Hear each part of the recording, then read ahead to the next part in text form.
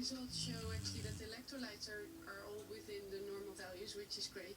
Things like potassium and chloride and bicarbonate, they're all within the normal values, because sometimes when animals get dehydrated, those electrolytes, they're called, they go off balance and you have to correct them, but they're still fine, so that's good news. But the glucose is a bit low, which is to be expected because he hasn't eaten in a few days.